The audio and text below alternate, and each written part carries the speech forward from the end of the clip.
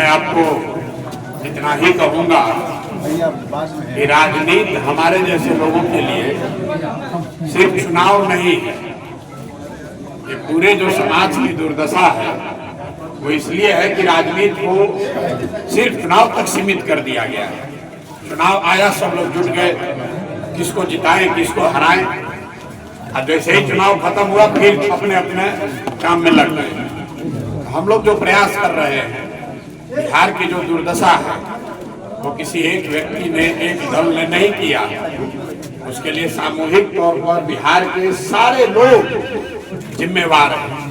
मेरे भाई, इस पूरे देश में यही एक ही संविधान है। जब देश आजाद हुआ तो बिहार देश के 10 अग्रणी राज्यों में था।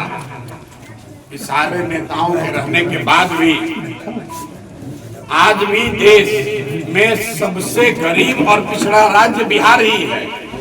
उसके लिए किसी एक व्यक्ति को दोषी नहीं ठहराया जा सकता। उसके लिए कहीं ना कहीं समाज का हर वो व्यक्ति दोषी है जो कुछ कर सकता था उसने नहीं किया। इसलिए हम लोग अपनी जिम्मेवारी ये समझते हैं कि जिस मिट्टी में जन्म हुआ है, ऊपर वाले की कृपा से, माँ बाप के आशीर्वाद से अगर कुछ जीवन में हासिल हो गया है तो अब इस मिट्टी का कर्ज वापस किया जाए। कुछ इसको देने आए हैं, समाज से कुछ लेने नहीं आए, कुछ देने आए हैं। और कई लोगों को लगता है भैया जब तक सत्ता में नहीं आएंगे कैसे काम करेंगे। तो आप इस देश में जिसको भी बड़ा नेता जानते हैं, इस देश में जिसको भी आप सम्मान करते हैं बड़े नेता के तौर पर, उसमें से ज्यादातर लोग ऐसे हैं जिन्होंने जीवन में कभी चुनाव नहीं लड़ा। गांधी जी चुनाव नहीं लड़े थे, जेपी चुनाव नहीं लड़े, विनोबा भावे चुनाव नहीं लड़े थे ये। और लेकिन इन लोगों ने समाज को एक नई दिशा दी। कई आदमी को ये भी लगता है कि हमारे जात का होगा तभी काम होगा। बुद्ध से बड़ा कोई समाज के लिए करने वाला पैदा नहीं हुआ। बुद्ध की जात कोई नहीं पूछता है, गांधी की जात कोई नहीं पूछता है, जेपी की जात कोई नहीं पूछता है। ये जाति धर्म की राजनीति में भैया कुछ नहीं पड़ा है। जब तक आप अपने और अपने समाज के लिए, अपने बच्चों के लिए नहीं सजग होइएगा तब तक सुधार नहीं होगा। पिछले 3 साल में हम लोगों ने जो प्रयास किया है, बिहार में अच्छे अच्छे धुरंधर आदमी को भी ये मानने के लिए बाध्य होना पड़ा है कि नहीं, एक विकल्प तो बन रहा है। अब वो जीतेगा हारेगा वो तो समय बताएगा, लेकिन जीत, असली जीत इसमें है कि जिस राज्य को ज्यादातर दल और नेताओं ने न सुधर पाने वाला राज्य मानकर छोड़ दिया था, उस राज्य में एक आशा की नई किरण आप जैसे लोगों के सबके सहयोग से बना। जिंदाबाद जिंदाबाद जिंदाबाद। किशोर जिंदाबाद का नारा मत लगाइए। हमने एक संकल्प रखा है कि बिहार का जो दुर्दशा है इसके लिए सब जिम्मेवार है। बाहर आपका बच्चा जाता है, कोई बिहारी जाता है, अपने को बहुत बड़ा आदमी होशियार भी समझता है, तो भी लोग बिहारी कहते हे दृष्टि से ही आपको देखता है, आपको गाली देता है, आपको अनपढ़ समझता है, आपको मूर्ख समझता है। इसीलिए हमने कहा है कि जब तक बिहार की दुर्दशा न सुधरे तो किसी व्यक्ति और दल का नारा मत लगाइए। सिर्फ अपने माँ बाप और पुरखों की इस जमीन के सम्मान के लिए एक ही नारा लगाइए, जय बिहार, जय बिहार। और 3 वर्ष में धीरे धीरे आप देखिए गांव गांव में इसको हमने इतना फैला दिया है, लोग मिलता है कहता है जय बिहार। ये जरूरी है क्योंकि जहां जाइए आप बहुत पढ़े लिखे हैं, बहुत बड़े बड़े लोग बिहार से अच्छा बनकर गए हैं, बाहर जाता है उसको भी बिहारी कहने में भी शर्म आता है, कहता है भैया बिहार में काहे दुर्दशा है। क्योंकि आपके ज्यादातर बच्चे, 1 करोड़ बच्चे यहाँ से जाकर बाहर मजदूरी कर रहे हैं। अगर आपका बच्चा जाकर बाहर मजदूरी करेगा तो आपके समाज का इज्जत नहीं हो सकता है। कुछ लोग पैसे वाले यहाँ हैं, वो ऐसा समझ रहे हैं कि हमारा बाल बच्चा तो बढ़िया पढ़ लिया, हमको इससे क्या दिक्कत है। हमारा बाल बच्चा कोई बंगलोर में रह रहा है, किसी का दिल्ली में रह रहा है। मेरे भाई, हम अपने अनुभव से आपको बता रहे हैं, जब जहाज डूबेगा तो उसमें बैठा हुआ हर आदमी डूबेगा। तो पलायन जो है, बिहार की व्यवस्था खराब हुई है, उसका दंड सबको सहना है। जो गरीब का बच्चा है वो जा रहा है बाहर मजदूरी करने, वो बूढ़ा हो जाएगा तो फिर गांव में लौटेगा। लेकिन जो मध्यम वर्गीय परिवार के बच्चे हैं जो समृद्ध परिवार के बच्चे हैं, एक बार पढ़ लिख कर बाहर चले गए, अब वो वापस फरेंदा गांव में नहीं आने वाले हैं, भभुआ गांव में नहीं आने वाले हैं। बहुत लड़का लड़की आपका अच्छा होगा तो बुढ़ापा में 6 दिन 10 दिन 1 महीना उसके घर घूम के बंगलोर दिल्ली में आइएगा। अब बंगलोर में बैठ के सोचिएगा कि हमारा बिहार ऐसा क्यों नहीं है। मेरे भाई, अगर बिहार को सुधारना है तो थोड़ा संयम रख के दृढ़ संकल्प से लंबा प्रयास करना होगा। एक दिन में बिहार बिगड़ा नहीं है, एक दिन में बिहार को सुधारा नहीं जा सकता। गांधी आए तो एक दिन में देश को आजाद नहीं कर दिए। जिस इतिहास को आप और हम पढ़ते हैं, 1 मिनट में जिस इतिहास को आप पढ़ते हैं उसको बनाने में दशकों लगते हैं। 10 बरस 15 बरस गांधी ने मेहनत किया होगा, उसको आप एक लाइन में पढ़ते हैं। गांधी आए, सत्याग्रह आंदोलन किया, चंपारण में देश आजाद हो गया। अरे भाई, चंपारण में गांधी को 1.5 बरस रहना पड़ा और चंपारण आंदोलन के करीब करीब 35 बरस के बाद देश को आजादी मिली। आप एक लाइन पढ़ते हैं कि गांधी आए, चंपारण आंदोलन हुआ और देश आजाद हो गया।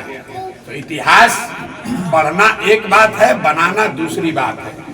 अगर इतिहास बनाना चाहते हैं तो आप में वो संकल्प होना चाहिए, सरस्वती की कृपा होनी चाहिए, वो चरित्र होना चाहिए। एमएलए एमपी बनना ये कोई बहुत बड़ी बात नहीं है, बहुत लोग बना हुआ है। आप लोग सब राजनीतिक तौर पर समझदार लोग हैं। कितना आदमी को मालूम है कि भभुआ से 10 साल पहले कौन विधायक था, लेकिन जेपी का नाम घर घर लोग जानते हैं।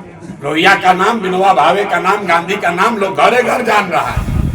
लोग जवाहरलाल नेहरू को भूलने लगे, लेकिन गांधी को लोग नहीं भूल रहे। तो जो कुछ करेगा समाज के लिए वो निश्चित तौर पर समाज में पूजा जाएगा, इसमें कहीं कोई दो मत नहीं है। ये भ्रम मत पालिए, ये भ्रम मत पालिए कि जाति बटा हुआ है, इनको नहीं मानेगा, कितनों प्रशांत किशोर कर ले, कुछ समाज नहीं मानेगा, ऐसी बात नहीं है।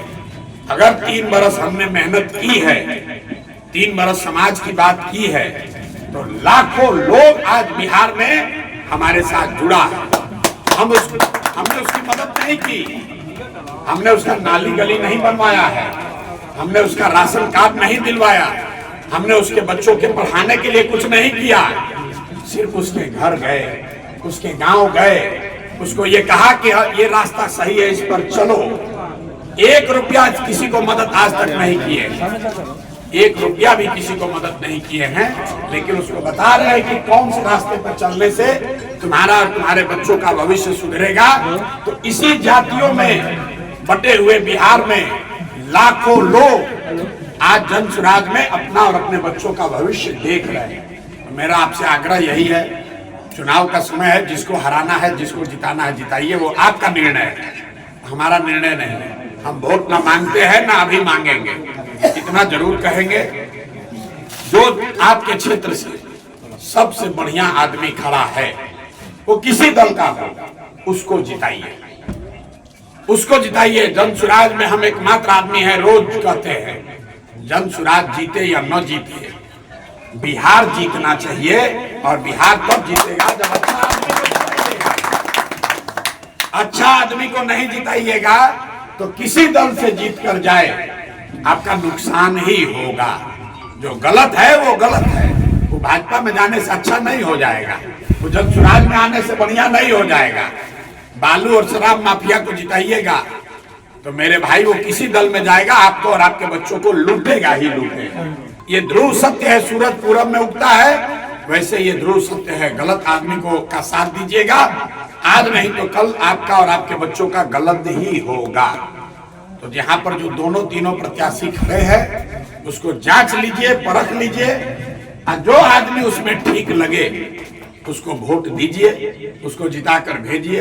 अगर कोई ठीक नहीं लगता है तो नोटा पर बटन दबाइए, लेकिन चोर बदमाश को मत जिताइए।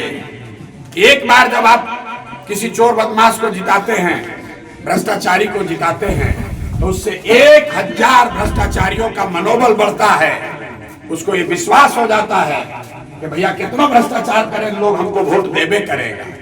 और एक बार जब किसी आप अच्छे आदमी को हराते हैं, लोग कहता है भाई ना चलिए नहीं जा, हमारा तो मजबूत आदमी चाहिए।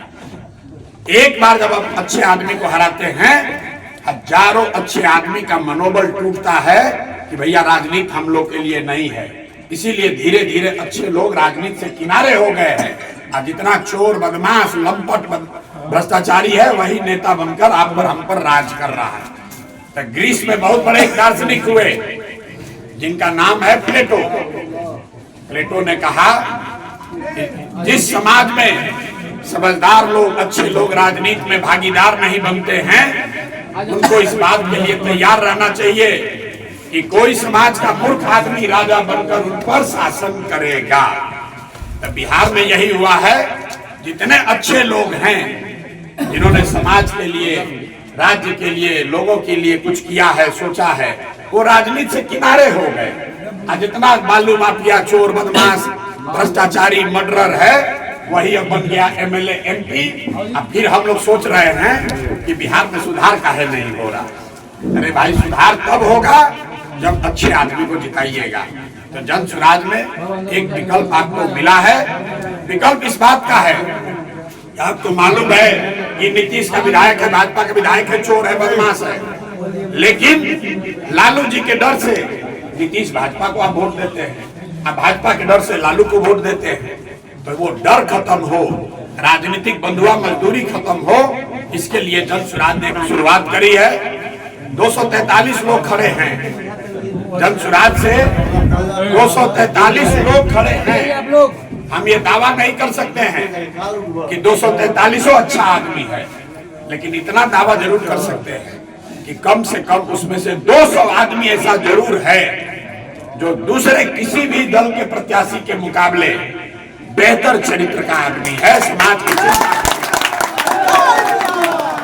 अगर उतने लोगों को भी आप जिताकर सुधार के भेज दीजिएगा तो सुधार की प्रक्रिया शुरू हो जाएगी। जैसे गलत धीरे धीरे हुआ है वैसे सुधार भी धीरे धीरे ही होगा। राजनीतिक सामाजिक जीवन में धैर्य की बहुत जरूरत है। गांधीवाद सबसे बड़ा गांधी का मंत्र है धैर्य। धैर्य धारण करने की जरूरत है। कोई भी चीज एक दिन में नहीं हो सकता है। खेत में आप जुताई करते हैं, हेंगा देते हैं, बिया रोपते हैं, एक दिन में फसल नहीं हो सकता है। अब फसल लग भी गया तब भी उसको काटना पड़ेगा, दा के घरे लाना पड़ेगा, आटा पीसना पड़ेगा, रोटी बनानी पड़ेगी। तो हम लोगों ने खेत जोता है, हेंगा दे दिया, बीजा रोपण कर दिया, कई जगह फसल भी लग गई। एक निश्चित जानिए कि बिहार में सुधार होना ही होना है। आपको तय करना है कि आप इसमें अपना कंधा लगाना चाहते हैं कि बाहर बैठकर इस पर टीका टिप्पणी करना चाहते हैं। एक अंतिम बात, हम लोग महाभारत का किस्सा कहानी सुनते हैं। महाभारत में सबसे ज्यादा अगर चर्चा किसी बात की होती है तो चक्रव्यूह की चर्चा होती है। लोग बताते हैं कथा कहानी में अभिमन्यु चक्रव्यूह भेद नहीं पाए। 6 दरवाजा तोड़ने के बाद कथाओं में कहा जाता है कि 7वें दरवाजे पर अभिमन्यु को घेर के मार दिया गया। लेकिन मेरे भाई आज तक पूरे इतिहास में घर घर में अभिमन्यु के वीरता की चर्चा होती है, उसके प्रयास की चर्चा होती है, उनके शौर्य की चर्चा होती है, उनको घेर के मारने वालों की चर्चा कोई नहीं करता। तो बिहार को सुधारने के लिए जो प्रयास हम लोगों ने शुरू किया है, अगर इसको सुधारने में अपना सब कुछ सर्वस्व निछावर भी हो जाए तो भी कोई चिंता की बात नहीं है। इसी मिट्टी से जन्म हुआ है, इसी मिट्टी में समाहित भी हो जाएंगे, लेकिन इस प्रयास को छोड़ेंगे नहीं। जब तक बिहार सुधरेगा नहीं तब तक पूरी तरीके से। स्कूल का बस्ता छाप पर बटन दबाएं, जन स्वराज को विजयी बनाएं।